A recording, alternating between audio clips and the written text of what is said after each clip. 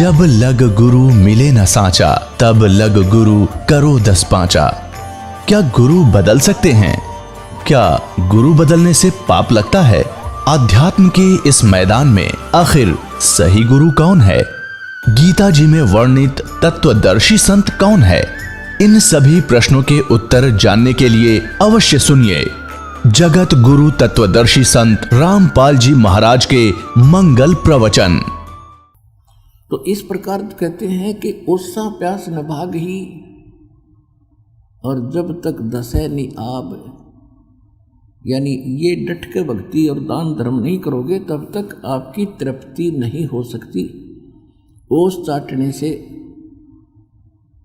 प्यास नहीं बुझ सकती। इसी प्रकार जो साधनाएं आप छोटे मोटे धर्म करते रहे, उनके आधार से फिर स्वर्ग में चले गए। अब स्वर्ग यहाँ पुण्य थोड़े होते हैं, पाप गड़े। पाप तो अपने आप हो जाते हैं। करोड़ कहते पृथ्वी ऊपर पग जो धारे, और करोड़ जीव एक दिन में मारे। ये तो आप पर मरण लग रहे।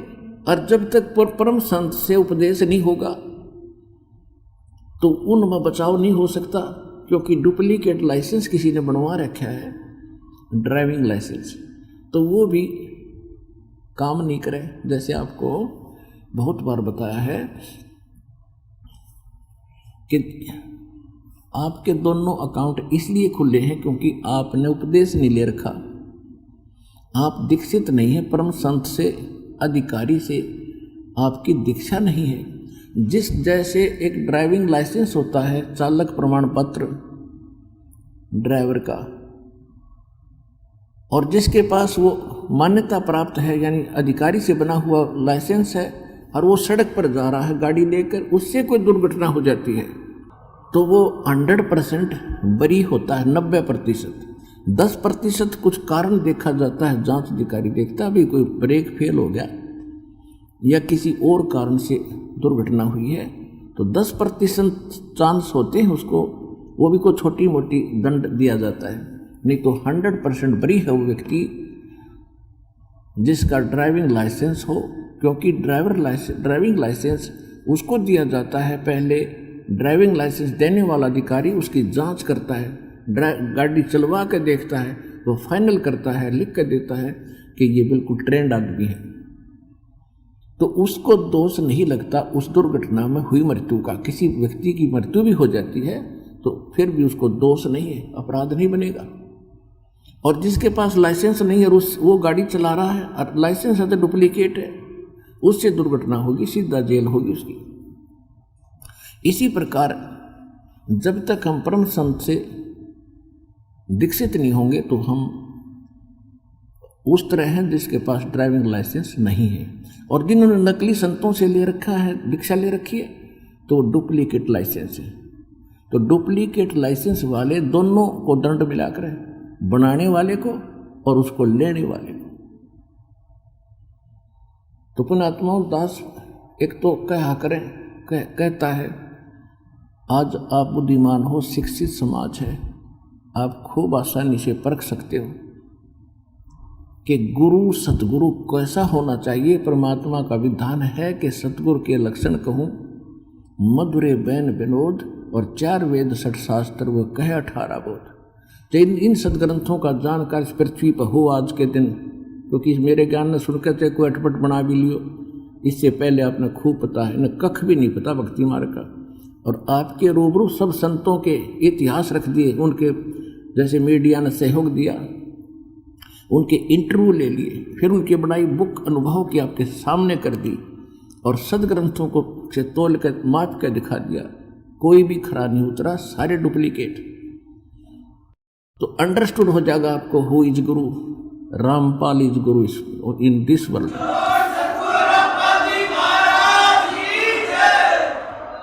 तो आपके अब बनेंगे वो कर्म, एक दान करोगे 1000 का फल मिलेगा, 1 रुपये का।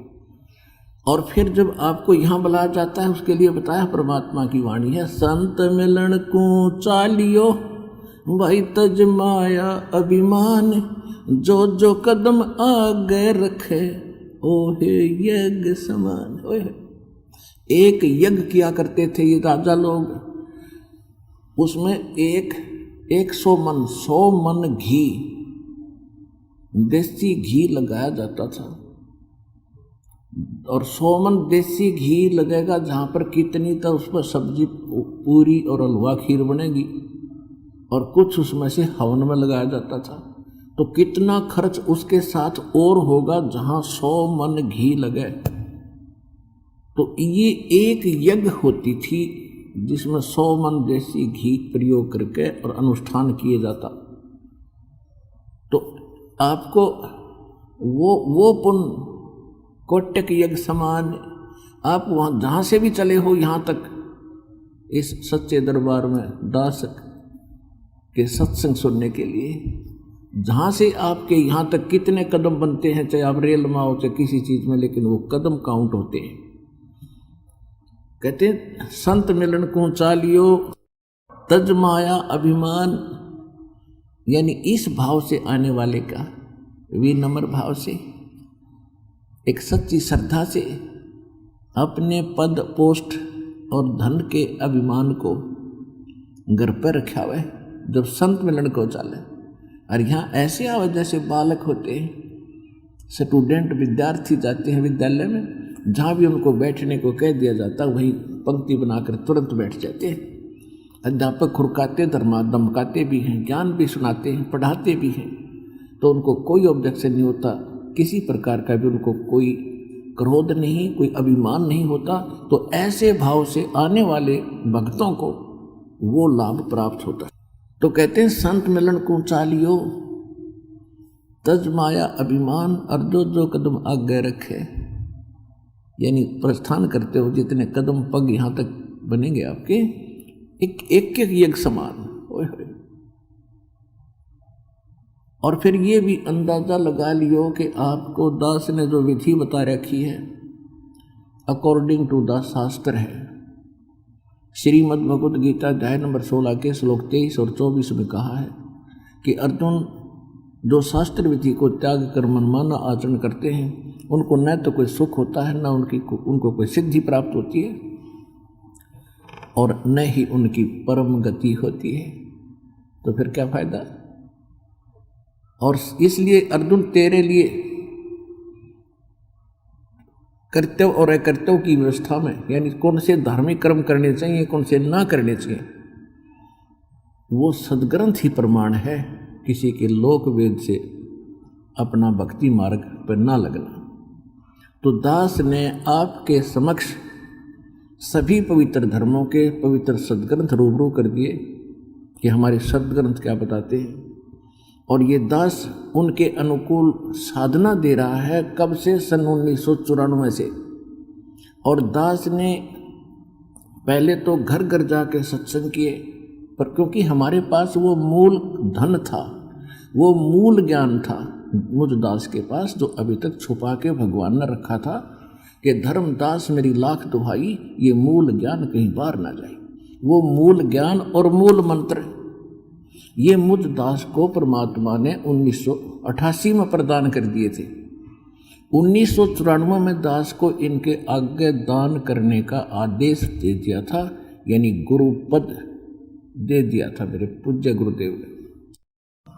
तो 1994 से दास यही मंत्र इसी सतिथि से 3 समय में दिए जाते हैं मंत्र। पहला मंत्र, फिर जो पहले मंत्र की कुछ कमाई बन जाती है, उसके बाद सतनाम, ये सेकंड मंत्र। और जब सेकंड मंत्र की खूब कमाई हो जाएगी, आप में दृढ़ता आ जाएगी, आप डगमग ना रहोगे, मालिक पर आश्रित हो जाओगे, उस समय आपको वो अनमोल खजाना सार शब्द आदि नाम, सार नाम वो फिर दिया जाता है। ये दास पहले से ही ऐसे दे रहा था।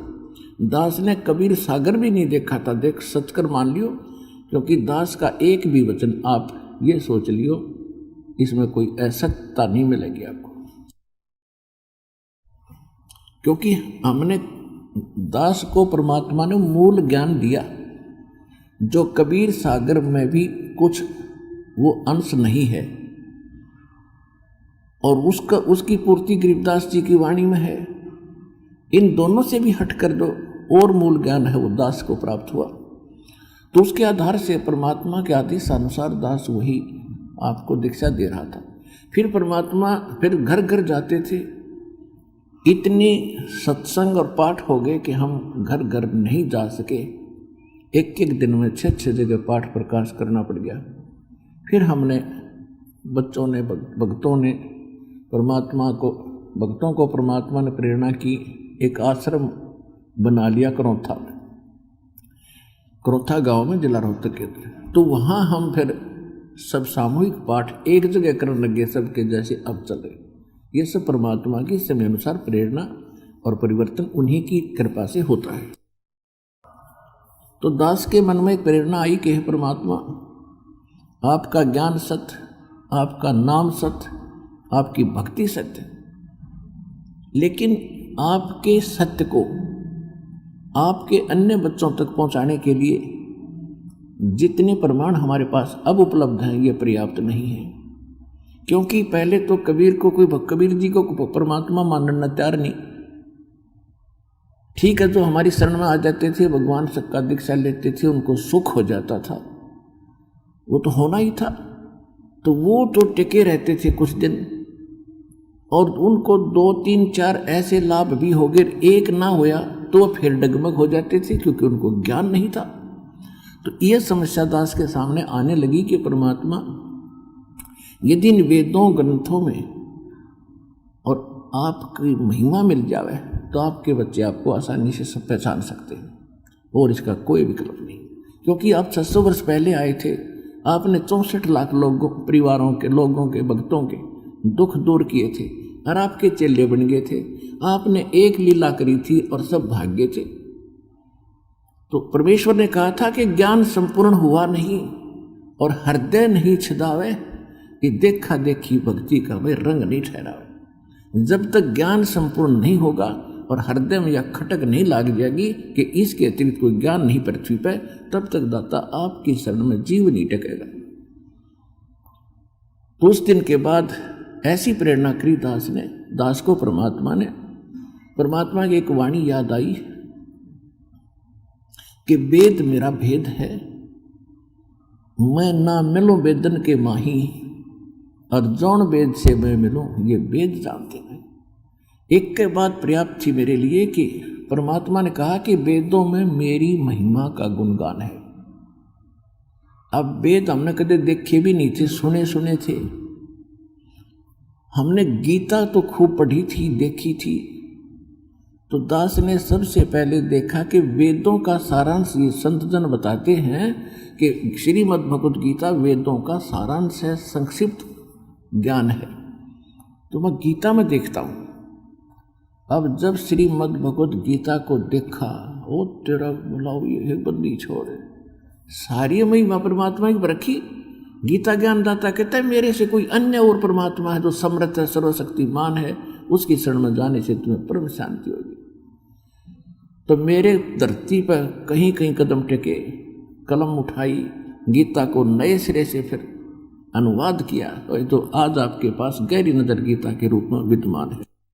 और बड़ा आश्चर्य हो रहा था दास को कि अनुत्तम माने इन नकली अनुवादकर्ताओं ने श्रेष्ठ कर रखा। अनुत्तम का अर्थ रख तेरा गजब हुई, बैड का अर्थ और कोई गुड लिखे, और फिर भी बुद्धि में नहीं आवा किसी के, क्योंकि हम तो विद्यार्थी थे, श्रद्धालु थे, और हमने उनको धर्मगुरु मान रखा था जिन अनुवाद कर रखा था। तो हमारी बुद्धि उस पर काम नहीं करे थी कि इसमें कुछ विवेक करें कि अनुत्तम को अति उत्तम कैसे लिख दिया। वर्जमाने जाना होता है, इन्होंने आना कर रखा था 18वें अध्याय के 66वें श्लोक में, और 7वें अध्याय के 18वें श्लोक में अनुत्तम शब्द को अति उत्तम कर रखा है। और जब गीता जी का अनुवाद कर दिया, फिर दास के मन में आया कि इन वेदों को भी लाएं, कहीं से मिले। तो वेद लाए।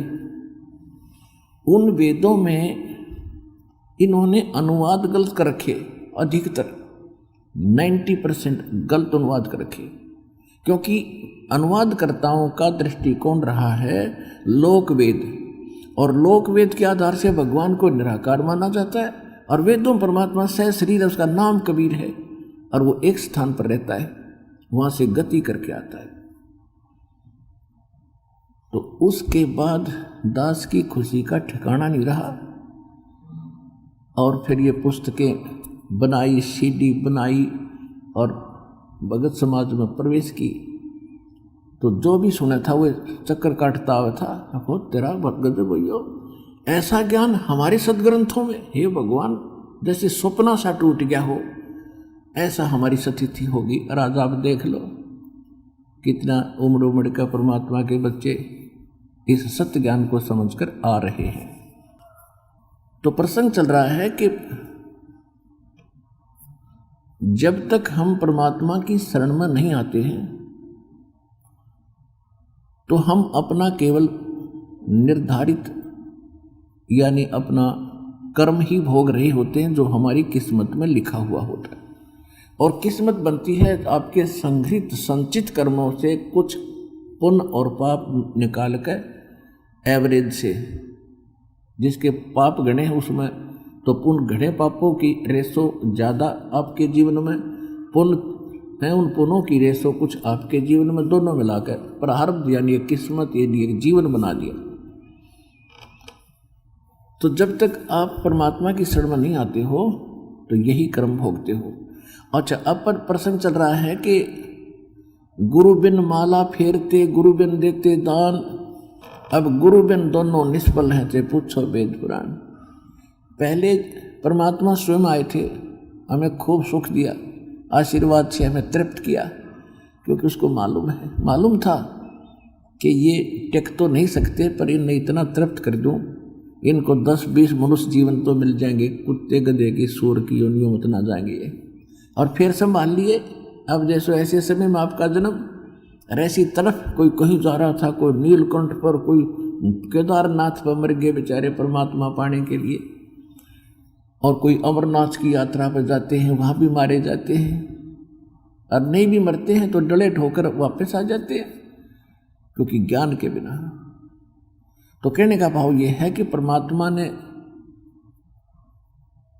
आपको उस समय इतना चार्ज कर दिया तो आपको मनुष्य जीवन मिलते हुए आ रहे थे, फिर संभाल लिया एन समय पर।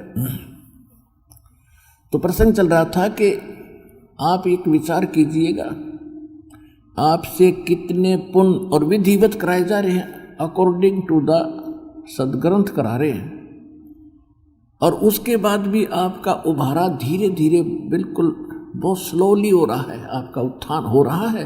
ये तो दास को मालूम आप में कितनी परमात्मा की कृपा हो रही है आपके घरों में। लेकिन आप कितने भूखे हैं, आत्मा कितनी प्यासी है, कितनी निर्धन होगी है भक्ति धन से, कि आप यहाँ आ रहे हो मड़ो मड़ के, और श्रद्धा के बिना तो यहाँ आया नहीं जाए इतनी दूर से, कोई 1000 किलोमीटर से, कोई 1500 किलोमीटर से, कोई 100 से, कोई 500 से। और क्योंकि एक तो ज्ञान ऐसा गजब का आत्मा ने अपने आप खींच लेता है, कोई विकल्प नहीं छोड़ता कि धरती पर कितोर भगवान है या कोई और ज्ञान है।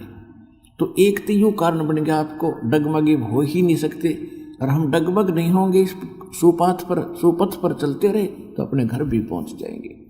हमें भ्रमित करने वाले रास्ते मिलते रहे, वो हमें डगमग कर देते, नहीं ऐसे नहीं इधर जाओ, वो उस दिशा को छुड़वा देते थे जो सही दिशा थी, और हम दूसरी दिशा पकड़ के यही धक्के खाते रहे।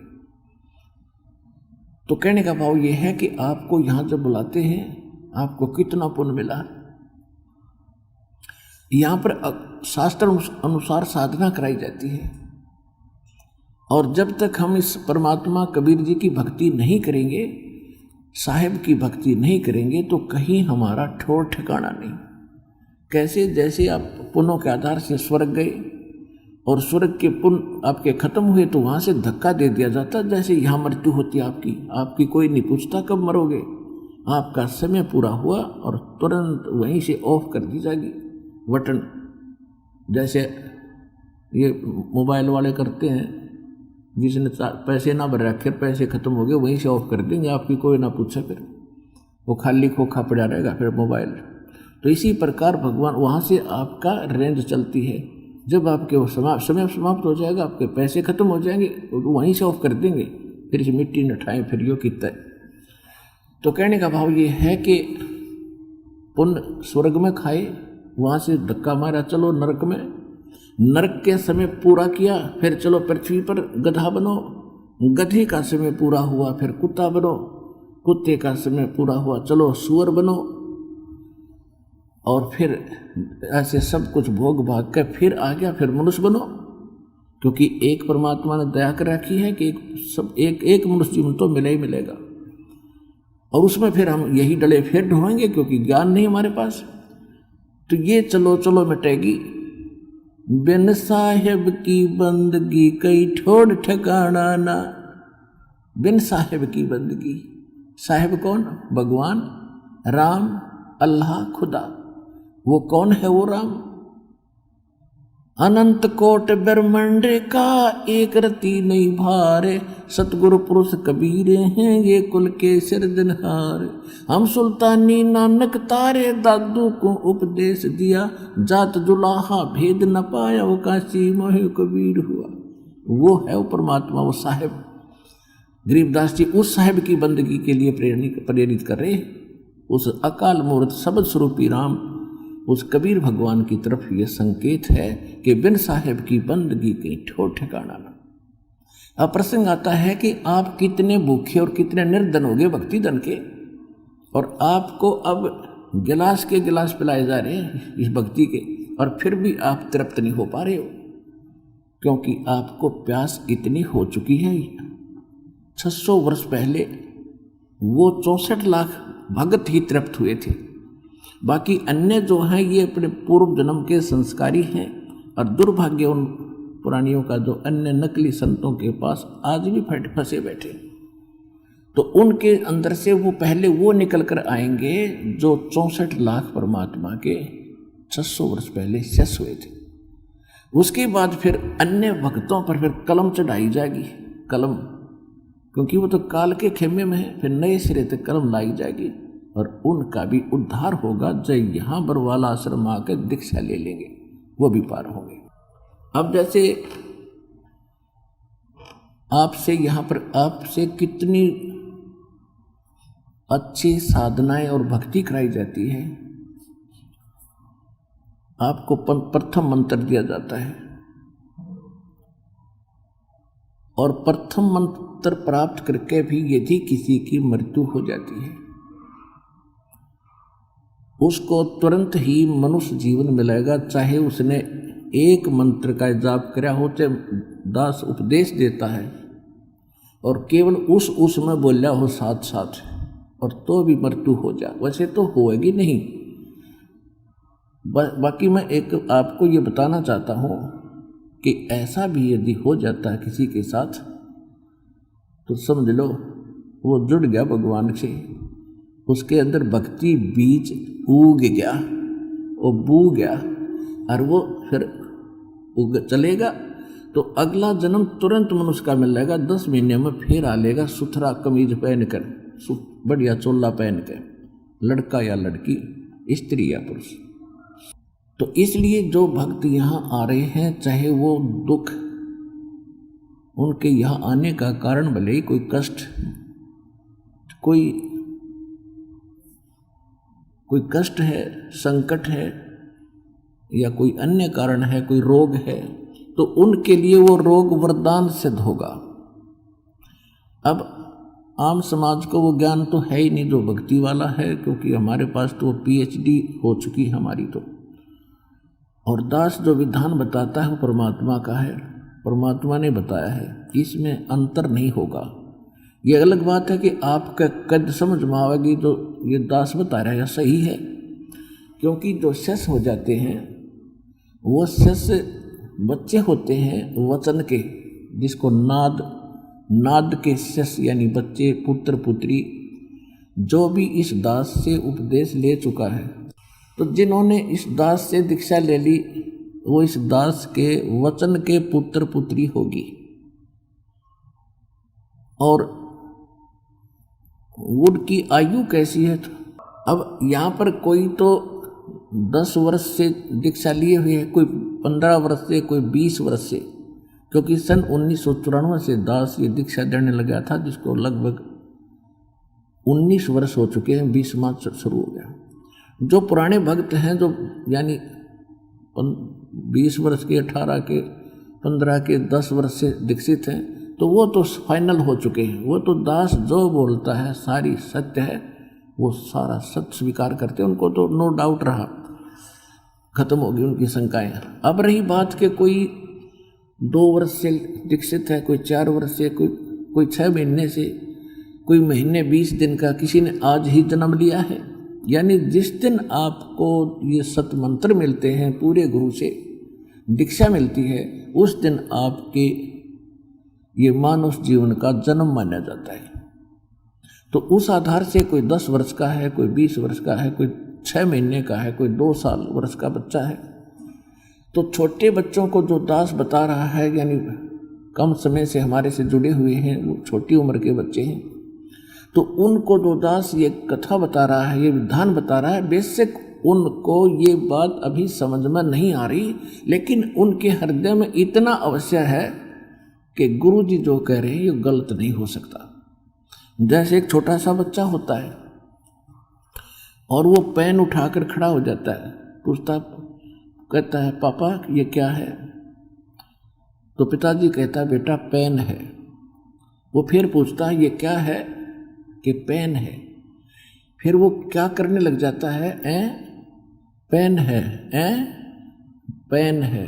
फिर कहेगा अक पेन है बेटा। तो वो करता करता उसने धर के रख के और काम लग जाएगा खेलने। वो ना तो ये कहता है कि वो ये भी नहीं मानता कि पिताजी जो कह रहे हैं गलत हो सकता है, लेकिन उसकी बुद्धि भी स्वीकार नहीं कर दी कि यू के चीज है पिताजी जो बता रहे हैं। तो आज कुछ भगत ऐसे स्थिति में हैं, आपकी अभी ना मिट्टी है, और जब यह मिट जाएगी ना, फिर उस बच्चे ने कहेंगे रे पेन ले उठा के, भाग्य जागा और पेन उठा के ले पिताजी। तो अभी आपकी ना मिट्टी है, लेकिन इसने मिटावांगे खूब।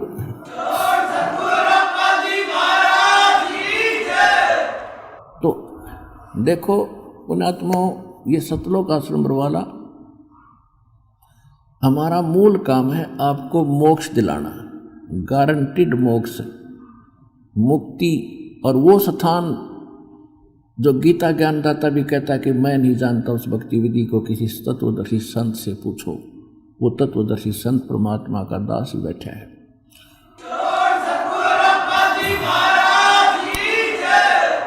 कौन सा? श्रीमद् भगवद गीता अध्याय नंबर 18 के श्लोक नंबर 62 में कहा कि अर्जुन तू सर्व भाव से उस परमेश्वर की शरण में जा, यानी मेरी भक्ति भी छोड़ छाड़ दे। सर्व भाव से उस परमेश्वर की शरण में जा जो गीता ज्ञानदाता से अन्य है, और उसकी कृपा से तू परम शांति को और सनातन परम धाम को प्राप्त होगा। गीता अध्याय नंबर 15 के श्लोक नंबर 4 में कहा कि अर्जुन जब तत्वदर्शी संत की प्राप्ति हो जाए, फिर उस तत्व ज्ञान रूपी शस्त्र के द्वारा सज्ञान न काट के उसके पश्चात परमेश्वर के उस परम पद की खोज करनी चाहिए, जहां जाने के बाद साधक फिर लौटकर कभी संसार में नहीं आते। और जिस परमेश्वर ने सब ब्रह्मांडों की रचना की है, और केवल उसी की भक्ति कर और उसी की शरण में रहे। तो वो कौन है? वो आपको बता दिया। अंत कोट ब्रह्मांड का एक रत्ती निभार सतगुरु पुरुष कबीर है, सब के सृजनहार। और कौन वो कबीर? हम सुल्तानी नानक तारे दादू को उपदेश दिया, अर्जात दुल्हा भेद निभाओ, काशी माए कबीर वो धानक वो दुल्हा, वो है वो सारी सृष्टि रचनार। अब वो स्थान मिल जाएगा आपको इस सतलोक आश्रम वाला में। तो हमारा जो मूल उद्देश्य है, या कोई आओ चाहे मत आओ, हमारा उद्देश्य है आपको काल के जाल से छुटवा के फॉर एवर सुखी करना, सदा के लिए सुखी करना। और आप आते हो यहाँ केवल कोई रोग है, ये भगवान रोग दूर हो जाए। किसी को कोई अन्य टेंशन है, कोई अधूरा काम रह रहा है, किसी की बेटी का विवाह नहीं हो रहा है, किसी का काम नहीं चल रहा है, आप तो केवल ये मांगने आते हो। और ये तो हम आपको रूंगे में देंगे, रूंगे में, यानी फ्री ऑफ कॉस्ट।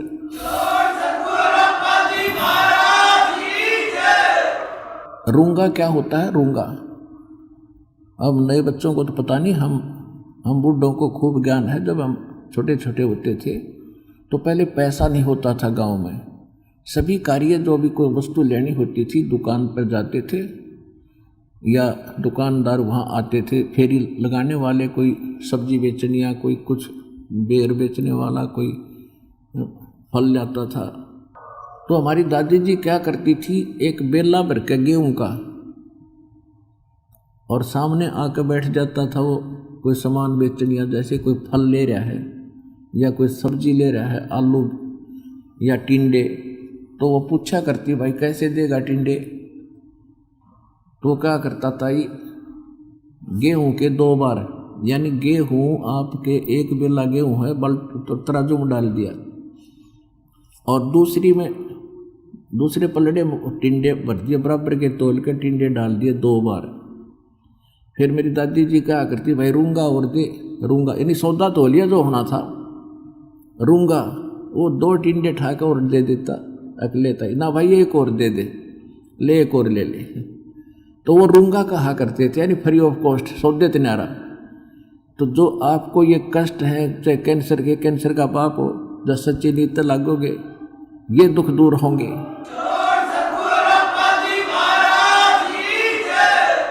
जब आपको सिद्ध कर दिया कबीर इज गॉड, और गॉड के नहीं कर सकता, भगवान सब कुछ कर सकता है, लेकिन आप उससे फल प्राप्त करने के लिए लाभ प्राप्ति के योग्य बनना पड़ेगा।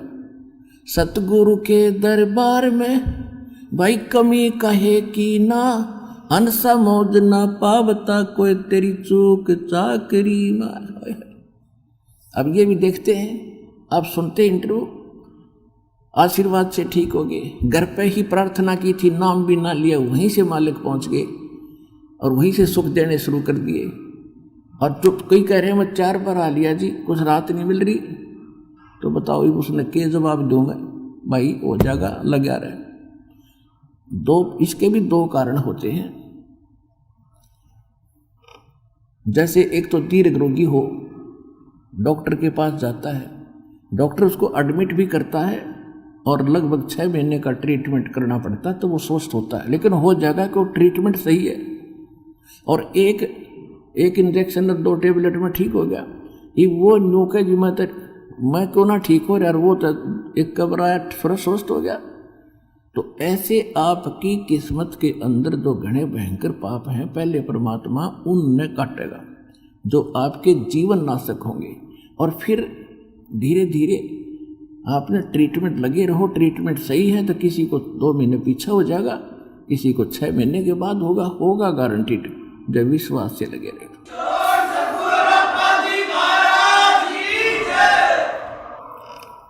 तो परमात्मा ने ये इसलिए किया है कि हमारा जो मूल उद्देश्य है आपकी मुक्ति कराना।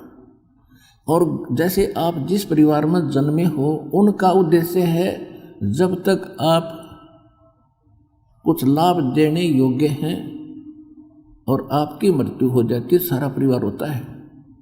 और जिस समय आप हो जाते हो भयंकर रोगी और उठा कर भी घरवाले बैठाने पड़ते हो, नहाने धोने भी पड़ते हो, तो वो स्वयं प्रार्थना करने लग जाते हैं, भाई परमात्मा इसकी माटी संगवा ली, ये परमात्मा बेसिक ठा ले, क्यों काम का ना रहा हो।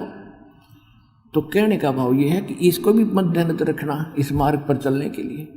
आज जितना भी कोई रोगी है या किसी प्रकार का कोई कष्ट है, भगवान के दरबार में कोई कमी नहीं, आपने सारे सुख देगा, पुत्र नहीं तो पुत्र देगा, आँख नहीं है तो आँख भी देगा, धन नहीं है धन देगा, और आपका रोग भी दूर करेगा। लेकिन उद्देश्य क्या है मालिक का, ये भी समझ लेना। अगर आप उस पर खरे नहीं उतरोगे, मोक्ष कराने का उद्देश्य आपका नहीं होगा, तो फिर आपको वो थोड़ा बहुत जैसा करोगे वो मिल जरूर जाएगा, लेकिन ऑल इन वेन रहेगा, व्यर्थ हो जाएगा।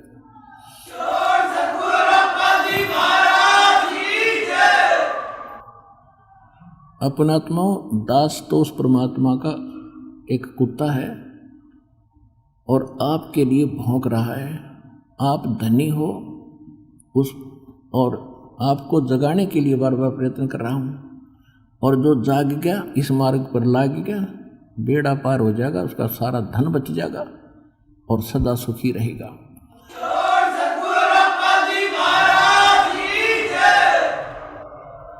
अब जो प्रसंग चल रहा है कि जैसे यहाँ दुखी आते हैं, बिल्कुल दुखी आते हैं, उनको देखा भी नहीं जाता, इतना कैर टूट रहा है। वो क्यों टूट गया? अगर वो आज देखो 600 वर्ष पहले परमात्मा ने धर्मदास जी से बताया था कि मेरी और इस काल की प्रथम सतयुग में वार्ता हुई थी, और इसने मेरे से वचनबद्ध करके ये कहा था कि 3 युगों में जीव ना ले जाना दाता वापस, और चौथे युग में आप कितने ले जाना।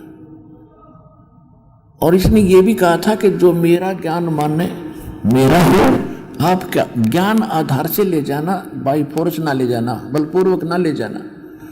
तो परमात्मा को पता था बलपूर्वक ले जाने का फायदा क्या, ये पहले वही ना गड्ढा करते, रह गए उल्टे धक्के आमरे यहाँ पर। तो ज्ञान से अपना बनाना, परमात्मा बोले तो ठीक से भाई। तो अब क्या है, अब ये इतना गजब का ज्ञान भगवान ने दे दिया। अब जो भी इस पुस्तक को पढ़ता है या टीवी देखता है वो हक्का बक्का रह जाता, ठग्या सा, कि हे भगवान यो ज्ञान है। और प्रमाण है तो सामने, एक तो दंत कथा सुनावे, किसी के नहीं समझ में आवे।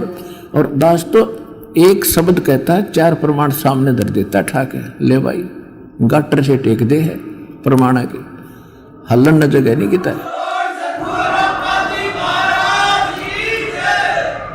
तो फिर वो इतने गदगद हो जाते हैं, क्योंकि काल की बेड़ी घनी है हमारे, कोई लोक लाज की, कोई धर्म की, कोई बहन चाहती है तो मर्यादा घर के नहीं आने दे, कोई बूढ़े का प्रेरणा बड़ी है तो बच्चे नहीं जाने दे, कोई बालक का प्रेरणा होती है माँ बाप बाधा कर देंगे।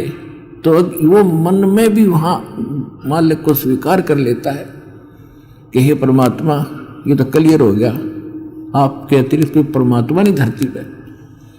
और उसी दिन से इतना भी मान लेता है ना, उसी दिन मालिक पहुंच जाता है, उसका रुखाड़ा बन जाता है खड़ा होकर, और उसके रास्ते खोलने शुरू कर देता है। लेकिन आना पड़ेगा यहाँ पर, लियाओ भी वही के, कोई कारण बड़ा होगा फिर अपने बच्चे का। जब उसका हो गया हृदय से ये चाह लिया, आत्मा ने जब मान लिया कि कबीर इज गॉड, फाइनल हो गया, तो फिर उसका काम हो जाए शुरू। वो कैसे बंधन काटेगा और कहाँ कैसे आपको यहाँ पहुंचाएगा, किसी कारण से भी। तो इसलिए परमात्मा ने उसकी यश कर दी थी कि मेरा ज्ञान न माने तो मेरा, और तेरे ज्ञान न मानो तेरा। अब देखो परमात्मा चाहते हैं कि आपका मोक्ष हो, असंग जन्म हो गए आपको इसी प्रोसीजर में, कभी पशु बने, कभी पक्षी बने, मनुष्य बने, राजा बने, देवता बने, और फिर गधा बने। ये कर्म खत्म नहीं हुआ अभी तक। कोटि जन्म तन भरमत हो गए, कुछ ना हाथ लगा रे, कुकर सुकर खरबया बोरे, कौआ हंस बगारे। कोटि जन्म तू राजा की ना मिटी न मन की आशा, और भिक्षुक होकर दर दर घूमया, ये मिला ना निर्गुण रासा। इधर कुबेर ईश की पदवी ब्रह्मावन धन राया, और विष्णुनाथ के पुर को जाके तो फिर भी उल्टा आया। कहते विष्णुनाथ के पुर को वहां जाके फिर वापस आया। असंग जन्म तन मरत्या हो गए, जीवित क्यों ना मरे रे, और 12 दर मज महल मठ बोरे, फिर बोर ना दे धरे रे। दोजक बेस्ट सभी ते देखे राजपाट के रसिया, और 3 लोक से तरपत नाही, ये मन भोगी कसिया। कहते सतगुरु मिले तो इच्छा मिटे, पद्मल पदे समाना, और चल हंसा उस लोक पठाऊं जो आज अमर स्थान। 4 मुक्ति जहाँ चंपी करती, ओए होए उस सतलोक में, यहाँ की 4 मुक्तियों को बड़ी अच्छी माना जाता है, और ये तो अस्थायी है। चाहे ब्रह्मलोक में चले गए, वहाँ भी ये चौथी मुक्ति, सारी मुक्तियाँ समाप्त होकर फिर नरक में जाते हो आप। कहती वहाँ 4 मुक्ति जहाँ चंपी करती, यानी तेरे चरणों में पड़ी रहेगी। और माया होरी दासी, दास गरीब अभय पद पर से, वो मिले राम अविनाशी।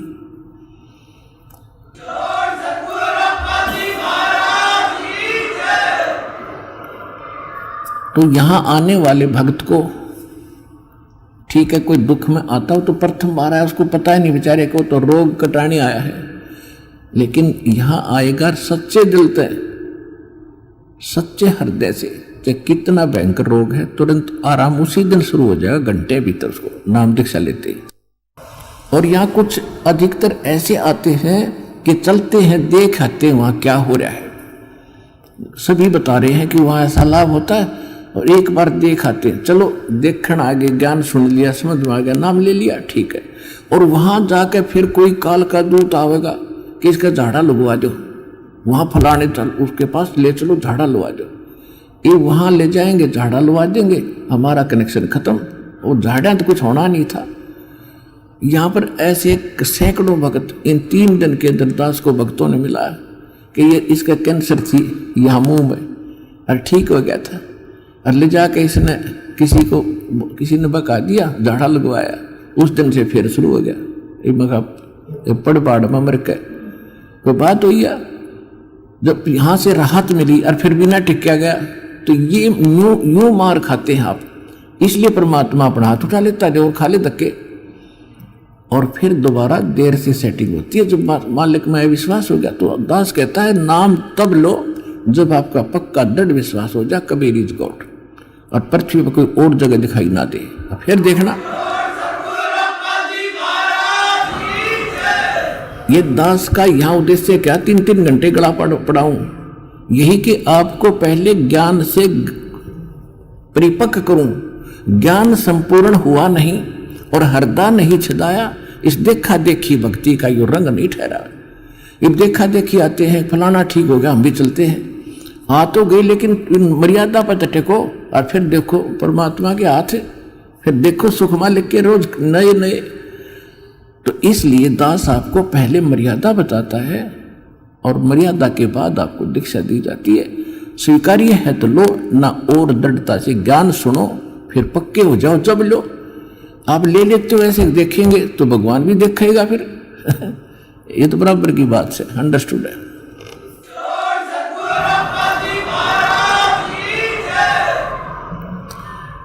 अब जैसे आपसे दास अर्ज कर रहा है कि जिन्होंने आकर नाम ले लिया, यदि पक्के होकर लग गए, चाहे कोई 1000 नो कह दे चलो वहां मत्था टेक ले, बस छोड़ दे, तो बोला मत, मैं मरूं चाहे जीऊं, अब मालिक के चरणा मरूंगा, तो यहां तक मरण में भी लाभ होगा, वहां मरण में भी लाभ कोई नहीं। वैसे तो मालिक की शरण में आकर जीव मरेगा नहीं, चाहे 100 बार कवा लो चाहे 1 बार कवा लो, विश्वास करो इस बात पर। मरे हानि उसको होगी जो मर्यादा नहीं। यहां आए प्राणी को हानि उसको होगी जो परमात्मा की मर्यादा को भंग कर देगा। परमेश्वर का वचन है, जब लग हंसा हमारी आना, काल लगे ना तेरा बाना। कहते हैं काल, जब तक ये हंस मेरी आत्मा मेरी मर्यादा में रहेगी, मेरी आन कान में रहेगी, तब तक तेरा कोई अटैक नहीं हो सकता। और जब हम मर्यादा ही को छोड़कर बाहर चले जाएंगे तो फिर भाई काल है सारा। जैसे वर्षा हो रही है, बाहर ओले गिर रहे हैं और आप यहाँ शेड में बैठे हो, कोई नो प्रॉब्लम, और शेड से बाहर निकल जाए बालक तो सिर फोड़ देगा। वो ओले को तो पड़न लग रहे, ओले कट्टा लगेंगे जाते ही, तो यो कालते नरे ओले गिरे हैं, जहां भी आप जाओगे ओले पड़ दे पाओगे आपने। केवल एक बचाव का स्थान है तो कबीर परमात्मा की शरण है, इसने छोड़ते हैं फिर ओले हैं कितना जालियो।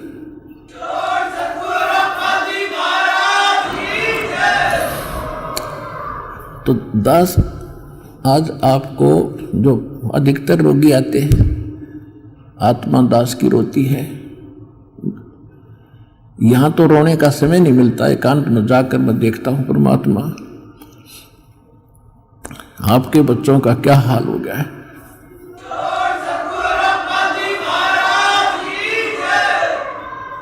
एक एक टोक को तरस रहे हैं, एक एक रोटी के लिए सारा दिन भटकते फिरते, और ऊपर से एक कहर अलग से टूटे हैं इनके ऊपर।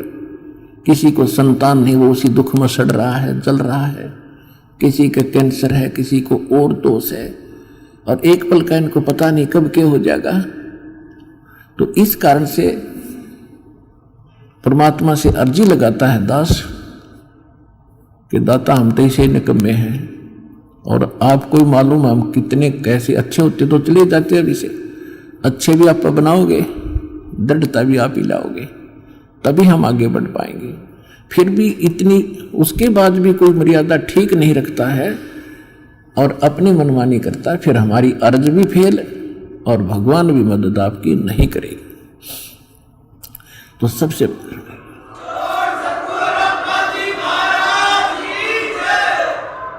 तो कहने का भाव ये है कि जैसे एक भक्त के मतलब अच्छी कितनी इस ज्ञान से कितना फर्क पड़ा। एक भक्त का लड़का कति अपाहिज था और परमात्मा का नाम लिया उसने, वो आता रहा, कुछ राहत मिली उसको। राहत मिली तो वो तब तक 1 2 4 10 12 साल भर वो आया, उसको ज्ञान समझ में आ गया और उस बच्चे को सतनाम तक प्राप्त हो गया और फिर उसकी मृत्यु होगी।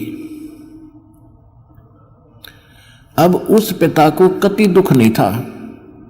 उसने ये शब्द कहा कि जी आपका बच्चा शरीर छोड़ गया, सतलोक चला गया, वहां भी कोई बात ना, या तो आत्मा परमात्मा की है और उसने देखना है कि उस अपनी आत्मा को वो कैसे छुड़वाओगा परमात्मा इस काल के जाल से।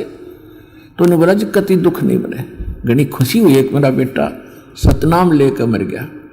और आप तो कहते हो कि प्रथम नाम से मनुष्य जीवन मिलेगा और उसके तब भक्ति का बीज दृढ़ हो गया।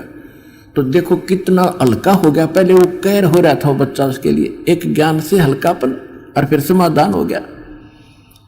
और वो ये गारंटीड बात है 10 महीने में यही सतलोक आश्रम में दिखा दूंगा उस बालक को, दूर नहीं जाएगा।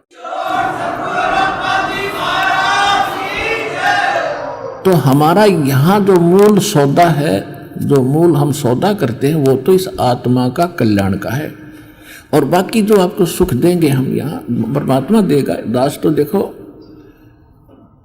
परमात्मा ने हमारे इस दास को खूब सतर्क कर रखा है कि अपने ऊपर कभी ना लेना।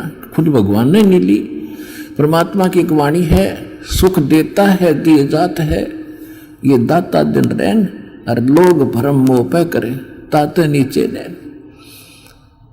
देने वाला परमात्मा कबीर जी है और दास को केवल एक बीच में आपका मीडिया बनाए बैठा है।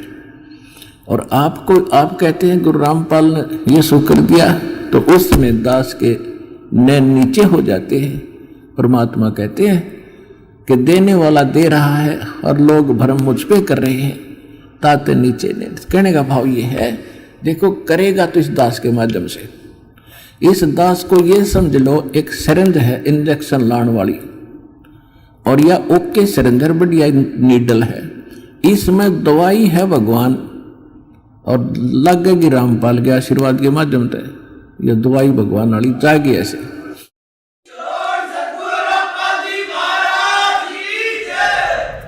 तो इस प्रकार आप जी ने पहले तो ज्ञान समझना चाहिए। ज्ञान के ऊपर दास ने जोर दिया है, भगवान का भी आदेश है कि घर घर देखो बोध विचारा सत्य नाम सब ठोर उचारा।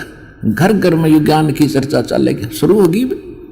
जिस घर में आप जाओगे जाते भगवान के अतिरिक्त कोई चर्चा नहीं सारे दिन, ना तो इनमें कोई ताश बत खेला करता, कोई इधर उधर के गप्पे मारा करता, फलाने ने ऐसे कर दिया, धकड़े ने ऐसे कर दिया, ये गप्पे मारा करते घर बैठ के। आज हमें फर्स्ट टाइम है कोई, या तो सुबह का नित्यनेम, दोपहर की रामायणी, शाम की आरती, बीच में मंत्र, हमें इतना बड़ा सिलेबस दे दिया। हमने बकवाद करने का समय को नहीं, और समय मिलता है तो मालिक की चर्चा ही करते और कराते हैं। कितना अच्छा समय मिल गया। तो कहने का भाव ये है कि पहले इस ज्ञान को समझो और ज्ञान समझ के फिर भक्ति शुरू करो। चाहे कितना भयंकर रोग है, भगवान परमात्मा ने प्रसन्न कर लो। वो कैसे प्रसन्न होगा? जिस दिन वो प्रसन्न हो गया, वो तो सोने कैसी काया बना दे जीव की 1 सेकंड में। एक बार 350-360 के लगभग कोड़ी थे, कोड़ी, और कबीर परमेश्वर के पास काशी में उनकी सुनकर महिमा इकट्ठे चले गए। 5-7 गए पहले थे। बोला जी हम ऐसे दुखी है और ऐसे हैं। परमात्मा बोले भाई तुम वो सारे को डियान बुला लो, जानो किसी ने, सारे ने जाना है कि उनको सबको बुला लो, पर एक बात है तुमने भक्ति करनी पड़ेगी आजीवन, और भक्ति छोड़ दोगे ना फिर तुम्हें फिर हानि हो सकती है। कान पकड़े जी कदे नहीं छोड़ेंगे और हम तो सदा आपके चरणों में पड़े रहेंगे। 360 कति को चाम पड़ा था कट कट के, और परमात्मा ने आशीर्वाद मात्र से सारे 1 सेकंड में कति स्वस्थ कर दिए। कबीर भगवान ने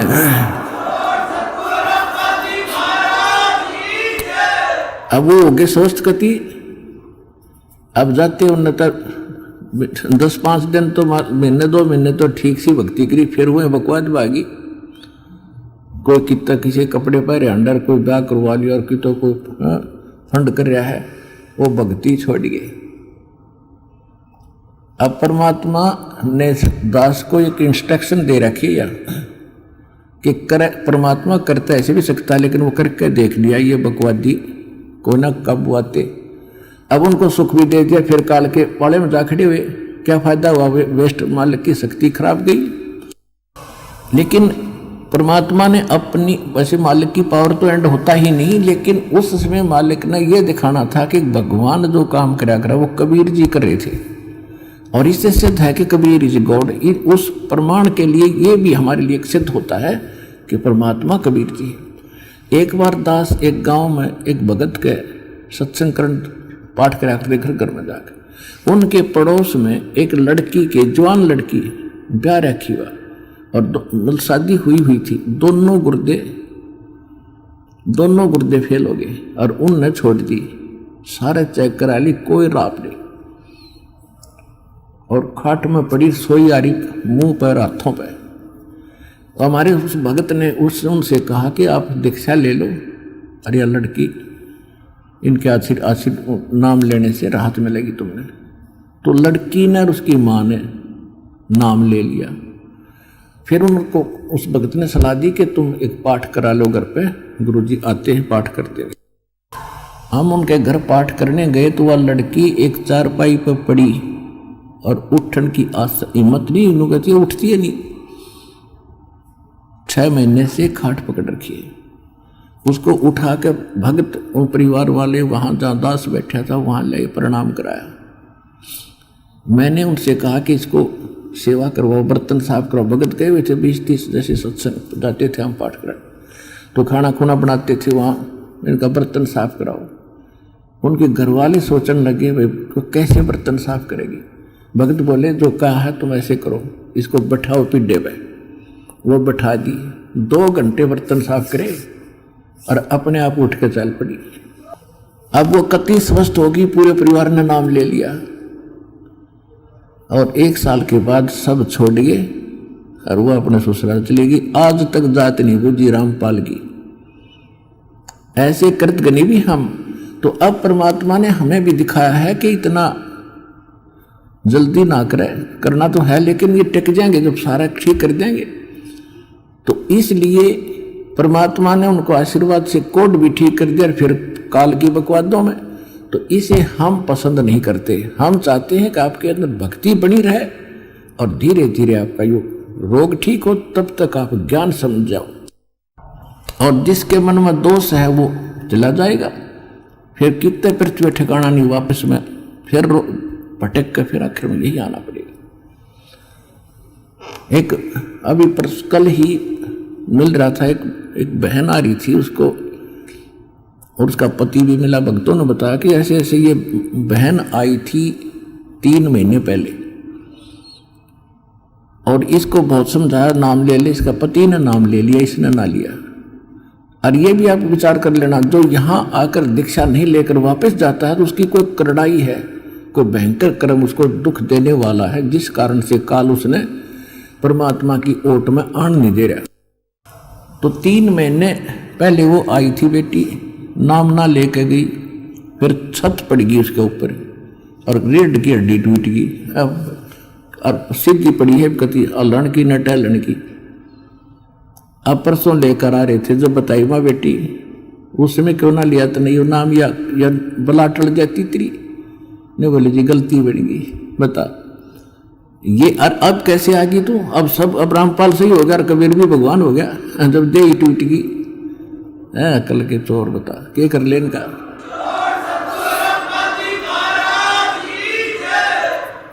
दुख में सुमरण सब करे, सुख में करे ना कोई। जय सुख में सुमरण करे तो दुख काहे को होवे। संत शरण में आने से आई टले बला। जय मस्तक में सूली हो वो कट्टे में टल जा। इस समर्थ परमात्मा की शरण में आने से यदि मौत भी हो यानी सूली टूटना हो तो कांटा लगकर ही बच जाता है। अब जो प्रसंग चल रहा है पुण्यात्माओं के दास, जैसे यहां सुनता है कई भक्त आते हैं, ये ऐसे तो घने मिलते समय जो बोला जी कति घना ठीक हो गया, थोड़ी सी कसर रह रही है। मैं कहा यह कसर तो रखनी है सारे, मैं कहा यह ना रही ना तुम फिर भाग जाओगे वो काल के उसमें पाले में खड़े हो जाओगे जा करके। ऐसा नहीं, परमात्मा इतना दुख नहीं देने देगा आपको कि आपकी जान चली जाए। तो इसलिए परमात्मा भी कहते हैं, हमें संकेत करते हैं कि सुख के माथे सला पड़ो जो नाम हृदय से जावे, और बलिहारी उस दुख के जो पल पल नाम रटावे। परमात्मा हमें संकेत करते हैं कि हे भगवान, ऐसा सुख ना देना जिससे आपकी भूल पड़ जावे, और इतना दुख दिए रखना दाता तेरी याद बनी रहे। तो पुण्यात्माओं, हम सुखी होते ही भगवान बोलते हैं, और दुख जब हमारे ऊपर आते तो कर्मों के हैं, और फिर हमें भगवान याद आता है। तो हमारे अब देखो आपके पापों में आग लगा रखी, भगवान ने आग लगा रखी, जो संचित कर्म है उनके भी और जो प्रारब्ध वाले इनमें भी। जब कर्म जले हैं, जब भी घास जलता है तब भी धुआं धावा आग उग थोड़ी बहुत दिखे जानो दुख दे रही है, लेकिन कति रोग कटन लाग रहा है आपका तो थोड़ा बहुत कष्ट भी हो उसने सहन कर लेना। अब जैसे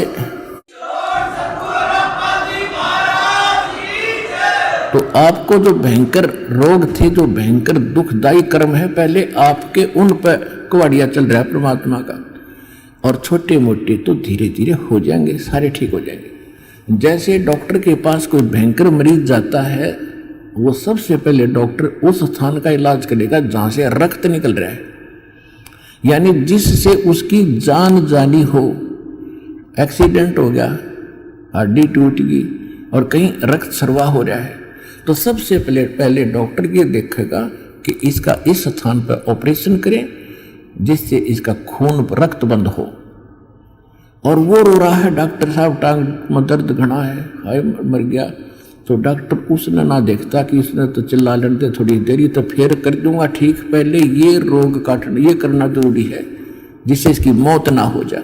तो परमात्मा आप ताए हुए एक दुख न ठीक कराने खातिर, और परमात्मा आपके वो पहले ठीक करेगा जिससे आपकी मृत्यु, जैसे आपकी मृत्यु निकट आएगी, समय आपका रहा नहीं, एक्सटेंड आपकी है नहीं आगे आयु, तो सबसे पहले उस कर्म को बढ़ाएगा आपको जिससे आपकी एक्सटेंशन हो। उसके बाद फिर सुख तक दे जाएगा जब तक आप रहोगे शरण में।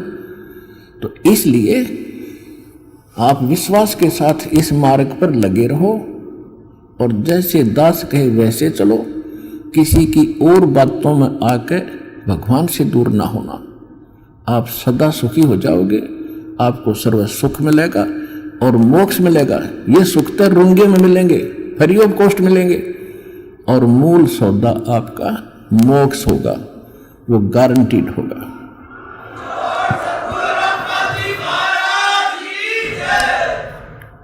तो आज का सत्संग इतना ही। सत साई।